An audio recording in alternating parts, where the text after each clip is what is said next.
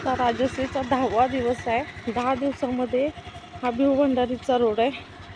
स्वतः ती गाडी मार्च करायला स्वतः घेऊन जाते. मी तिच्यासोबत जात नाही, ती स्वतः घेऊन जाते, स्वतः घेऊन येते.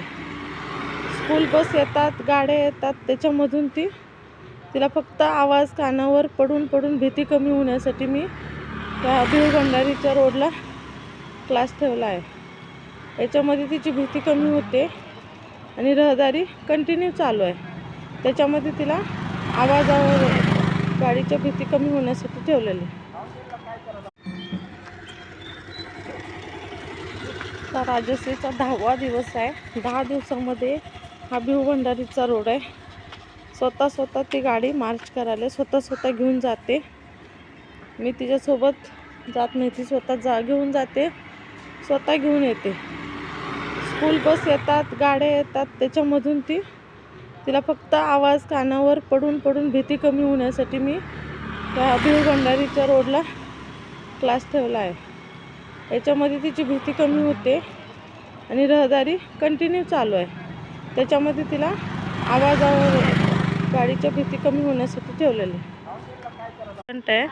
आता त्यांच्या घरापासून मी एकटीला बोलवलेलं आहे आणि त्यांच्या गाडीवरती ते स्वतः त्यांची गाडी घेऊन स्वतः आलेले आहेत आणि व्यवस्थित छान आपल्या गाडीवर व्यवस्थित ते स्वतः हँडल करत एकट्या त्यांना आज टास्क दिलेला की तुमची गाडी घेऊन तुम्ही अर्धा किलोमीटर अंतर स्वतः यायचं, कोणाचीही मदत न घेता स्वतः पार्किंगमधून काढून स्वतः त्यांनी इथंपर्यंत आलेले आहेत. हा बचपन स्कूलचा रोड आहे. पहा, माझी एक स्टुडंट पूर्णपणे चाललेली आहे, ती दुसरी हळूहळू येत आहे, ती पण हळूहळू चाललेली आहे. किती छान पद्धतीनं हा डोंगराचा रस्ता आहे, पूर्ण डोंगराचा रस्ता त्यांनी एकटीने घेतलेला आहे. आता ती दुसरी गेली पुढं, ती पाठीमागं चाललेत हळूहळू.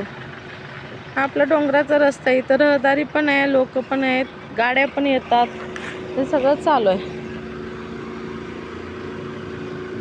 चालू रस्त्यावर गाडी आल्यानंतरच त्यांना गाडी आली असं मला वाटतं. त्यामुळे मी पूर्ण रहदारीच्या रस्त्यावर घेतल्यानंतर क्लास बंद करते, तोपर्यंत नाही. त्यांच्या गाडीवर घेतात, ही आता राहिलेले 2 दिवस त्यांच्या गाडीवर घेतात ते, जेणेकरून त्यांचा माझा क्लास संपल्यानंतर त्यांनी स्वतःच्या गाडीवर स्वतः चालवावं.